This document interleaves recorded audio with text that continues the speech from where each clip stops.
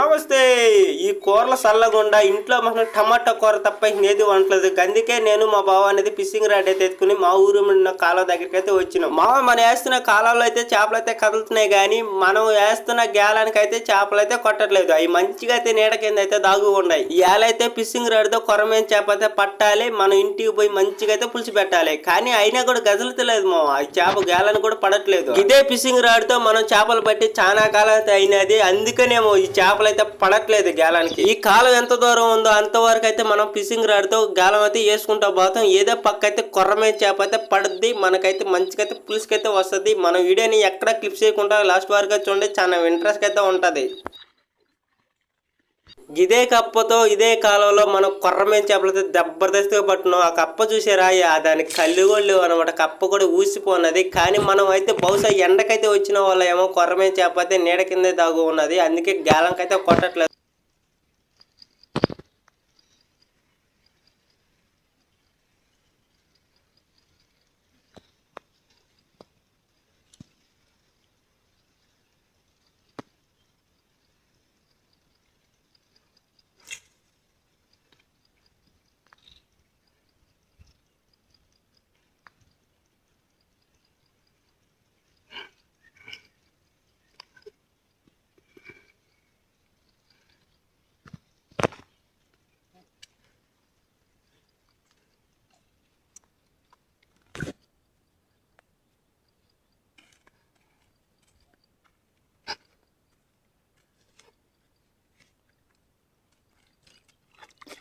మా బావ అయితే ఒక కొరమే చేప అయితే చూసినాడు. అది మంచిగా చెట్టు కింద కాలంలో అయితే మంచిగా తెలియదు. దాని మూతమ్మడి కప్ప పడుతున్నా కూడా అయితే ఆ కప్పనైతే కొట్టట్లేదు, అలాగే సైలెంట్ గా ఉన్నది. కానీ అలాగే మిసలట్లేదు మా అది చేప అయితే. ఇక్కడి నుంచి చూసిన చేప అక్కడి నుంచి అయితే కదలట్లేదు. మా బావ అనేది గేలం వేస్తూనే ఉన్నాడు, కానీ అది బుడ్డ పరుకులు దిమ్మరుగా అయితే దీని ఆ చెట్టు నీడ కింద అలాగే ఉన్నది.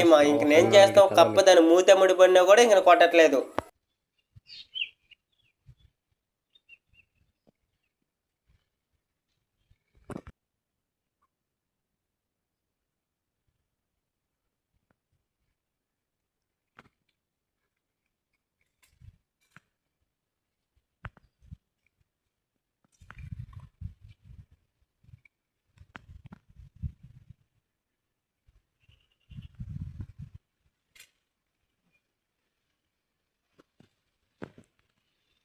ఆ కప్పగాలం వేసి మాకు ఇదిగైతే వచ్చేసి అక్కడి నుంచి అయితే బయలుదేరేసి అనమాట. మనం ఇంక వేరే ప్లేస్కి, ఇంకా మన సాలి చూసి ఇంకా నీటి లోపలికైతే వెళ్ళిపోయింది ఆ చేప అయితే.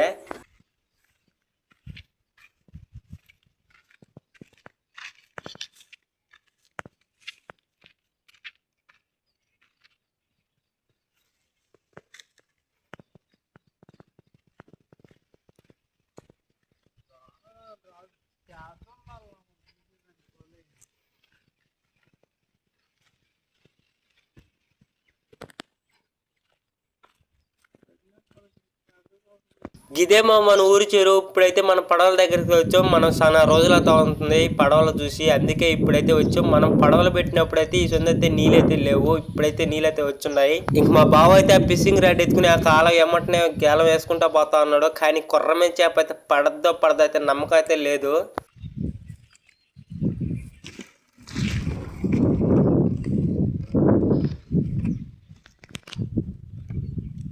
ఇప్పుడైతే మనం బుట్టపక్కలు అయితే వాళ్ళైతే చూసాం, కానీ మన గేలాలు కూడా అయితే చూసాం. గేలాలు అయితే ఎట్టు పోలేదు, నీటిలో ఎక్కడ కొట్టుకోపోలేదు, మనకు తెప్ప మీద పడగే ఉన్నాయి.